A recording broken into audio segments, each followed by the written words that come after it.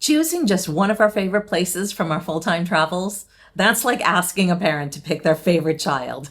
It depends on the day. But the places that changed us, the ones that shifted how we see the world and how we live in it, that's a different story. So today, we're sharing the ones that changed us most and why.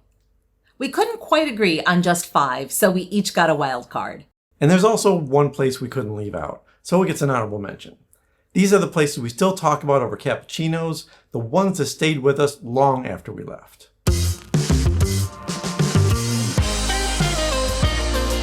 I'm Judy. And I'm Kevin. Welcome back to Finding Gina Marie, where we share our lives as full-time travelers and the connections we make along the way.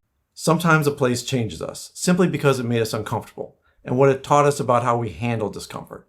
Saigon or Ho Chi Minh City was one of those places. It wasn't the culture or the people, it was more about where we stayed and how we felt while we were there. It reminded us that sometimes the hard parts of travel aren't the destination itself. They're about the circumstances we arrive in. This first country on our list was different. It was still overwhelming in some ways, but it also left us changed in the best possible ways. Egypt easily makes both our lists. We're only 3 months into our full-time travel when we visited, and it was one of the most culturally different and unique places we've ever experienced. We split a month between Cairo and Luxor, and we were still adjusting to life as full-time travelers. And looking back, we were unprepared in a lot of ways. At baggage claim, a man with a badge talked us into an overpriced ride, even though we knew better. Between our chaotic arrival, a less than ideal Airbnb in Giza, and a papyrus scam, we were off to a bumpy start. Okay, the shower. See, no door, which is convenient because then the water can flow all the way over to there, which it drains out in. Just make sure you've got your teeth brushed and everything else done, so you don't have to walk through the water to do those morning activities. We share that scam in our top 5 mistakes video, but the valuable lessons stuck with us. Like how to ask better questions and how being too nice can sometimes lead to bigger problems than you'd expect. We didn't know where safe places were to eat, and we struggled initially to communicate. But we gave ourselves time to settle in. And we figured things out. Staying outside the tourist bubble gave us a deeper appreciation for how other people live and taught us a lot about ourselves.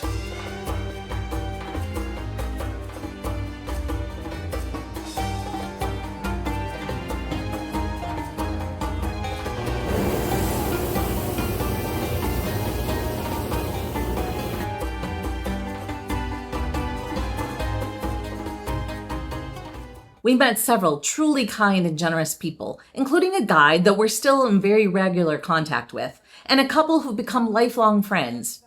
It was a place that really challenged our assumptions about comfort, communication, and what daily life could look like. It stretched us in ways that I think helped make us more open and empathetic travelers. When we first started traveling overseas, we visited London and Paris several times. They were the cities that gave Judy the travel bug. But as much as we loved them, they didn't change us, not like the next country did. Of course, we're talking about Italy. We visited 32 cities in Italy, and we keep coming back because it just feels closest to the way we want to live. There's a slower pace, a greater sense of community. People prioritize family and connections over productivity. Who knows, we might feel differently someday when we're not traveling and have to deal with all the bureaucracy there. But that day isn't here yet. I'm working on my dual citizenship, so we hope to settle here many years from now. We didn't just fall in love with Italy, we started to imagine a future there. What'd you find? Beauty everywhere. Beauty everywhere. Ponds, fountains, walkable areas. It really reminds me a lot of Golden Gate Park in San Francisco.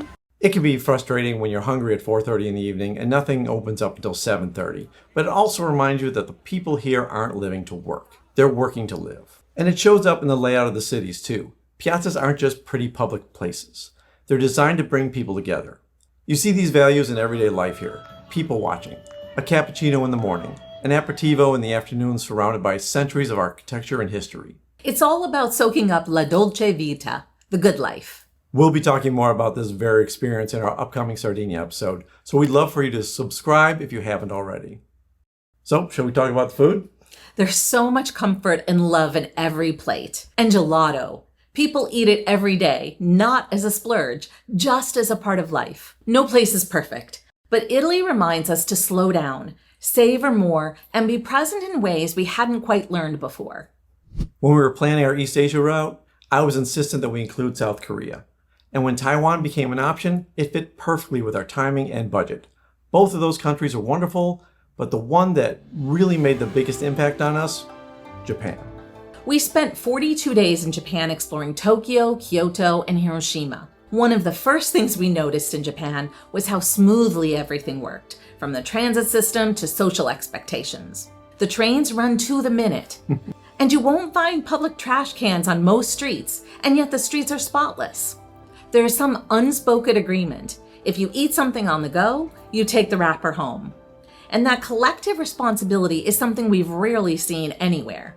It made us think about how much is possible when everyone's on the same page. The cleanliness and care extended into the food too. We felt safe eating practically everywhere. So it's not a surprise that raw fish feels so easy to eat here. Yeah, we ate raw fish from convenience stores, which we would never do in other countries. But we did miss having leisurely meals. Yeah, that was different from Italy. In many places, eating out felt more like it was functional than social. That might be perfect for some people, but we tend to prefer taking time to linger over our meals, have conversations.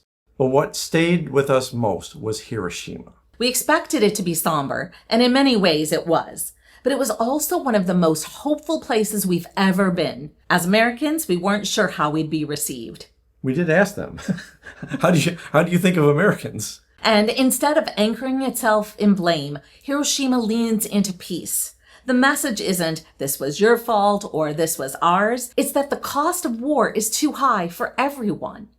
And what moved us was how forward-looking it is, how it asks visitors to not just remember, but to imagine something better. We weren't prepared for the Hiroshima Urizuru Tower, which overlooks the atomic bomb dome and Ground Zero. Inside the building, you can make an origami paper crane and then drop it in the glass front of the building, which is specifically designed to hold 1 million of these cranes. And that was dramatic in itself, just walking out on that single-person path and then looking down. If you're afraid of heights, that could really freak you out. There's a tradition that says folding 1,000 paper cranes will grant you one wish, and these cranes represent wishes for peace and recovery. We walked away from Japan with a new kind of respect for its traditions and for its resilience. We left wanting to be a little kinder, more interested in working towards forgiveness, and then holding grudges. Our entry into South America was rough because of flight cancellations in Argentina, and we enjoyed Brazil, Uruguay, and Peru, but one country changed our opinion about the whole continent: Chile. We almost skipped Chile because online forums made it sound risky. But what we found instead was warmth, national pride, and resilience. It completely changed how we view South America. In Santiago, one of our young viewers showed us around the city, every bit as well as a paid guide, and gave us some local sweets to try afterwards. Her parents then gave up 2 days to show us around Viña del Mar and Valparaiso when we took an overnight visit there. Yeah, although they're Americans, they are nice guys. Qualifier. A government worker in Santiago let us explore the former National Congress building grounds just because we were curious and polite. And I'm sure he also was charmed by Astrid. He then went a step further and arranged a private tour for us, even though we didn't have an appointment. There was so much kindness that we encountered at every turn. The people here made us want to see more of this beautiful country, and they reminded us not to let fear make decisions for us. After we left Vietnam the first time, we weren't sure what to expect from the rest of Southeast Asia, but 2 countries surprised us in the best way and left us eager to return and see more. We couldn't choose between these 2, so we're counting both. They're like our children. In public, we're not going to say we like one more than the other, but when we're with one of them, we may say they're our favorite. In Cambodia, we spent a month in Siem Reap. We were fascinated by the Khmer culture and the breathtaking scope of Angkor Wat. It surprised us that American dollars were widely accepted, and we smiled at the Christmas decorations in this mostly Buddhist country. We were there for New Year's Eve and had an electric, unforgettable energy. Crowds were just wild and fun and just so happy to be out and celebrating. But what truly stretched our hearts were the people. Ananda and Virak, our Airbnb hosts, were among the most joyful and peaceful people we've ever met. Virak's smile could light up a room. And when we accidentally left a few clothes behind, Ananda insisted on mailing them and refused to let us pay for it. We now have a free downloadable travel day checklist on our website that we use ourselves so that we don't leave anything behind. Sophie and Samit from our favorite coffee shop greet us each day with genuine warmth. Steve and his wife Ting Ting were in a tiny restaurant called Our Place, which they kind of regretted that name a little bit, but it was still wonderful. And our conversations with Steve and his friend Paul were delightful and insightful. Then there was Vichitka, who gave us a countryside tour, brought us to his home, cut down fresh sugar cane for juice, and then sent us home with mangoes. These are the kind of moments we live for. Yeah, I think I had a compliment from his wife about my European nose. So I felt very honored. Like Cambodia, Thailand embraced us with kindness. Before we arrived in Chiang Mai, we weren't sure how we'd feel trading European architecture for golden temples, but we ended up loving it. It felt like the Southeast Asia we imagined, and somehow it still exceeded our expectations. The blend of old and new really struck us. One minute we were visiting century-old temples, and the next we were in a sleek mall buying a new video camera and microphone.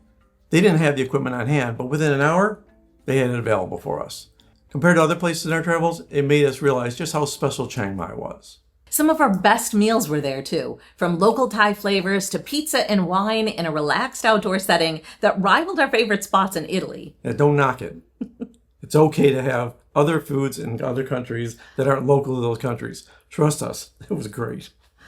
But more than the food or the convenience, it was the people who left the deepest mark. Tyr and Lynn, who ran our favorite breakfast spot, Mama Sandwich, gifted us a handmade candle for Valentine's Day. That small gesture felt huge. It was a reminder that the people we meet on the road can move us as deeply as some of our lifelong friends. To top off our time there, we had full medical checkups that ran smooth as clockwork and cemented our belief that there is a high-quality medical care all throughout the world.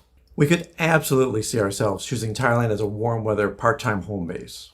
So let's talk about our honorable mention. We didn't know much about Krakow before arriving, but it left a huge impression on us. The food was seriously delicious and the history was everywhere. We stayed in the Jewish Quarter, and seeing so much of the history there was heart-wrenchingly powerful. Visiting Auschwitz was one of the most emotionally difficult and important experiences we've ever had. You can read about history in books, but it's something else to walk through the places where it happened. We were humbled to have been able to see the remnants of this tragic history for ourselves and to be able to share it with viewers who may never get to visit in person. And yet, Krakow also held joy for me. It's the country my adoptive mother's family came from, and appreciating her heritage and reconnecting with the food of my childhood was priceless and something that will warm my heart forever. We can't wait to go back and explore more of this beautiful country. We shared our 2025 itinerary at the end of last year, and many of you offered fantastic suggestions, but we're already planning for 2026, and we'd love to know, what are the places that changed you? Which destinations do you think we should include? Let us know in the comments, and if you haven't seen that itinerary video yet, we'll leave a link below. Thanks for being here. The best compliment you can give to us is to share our videos with your friends and family. And remember, wander more, Worry less. bring a passport. Until next time. Until next time.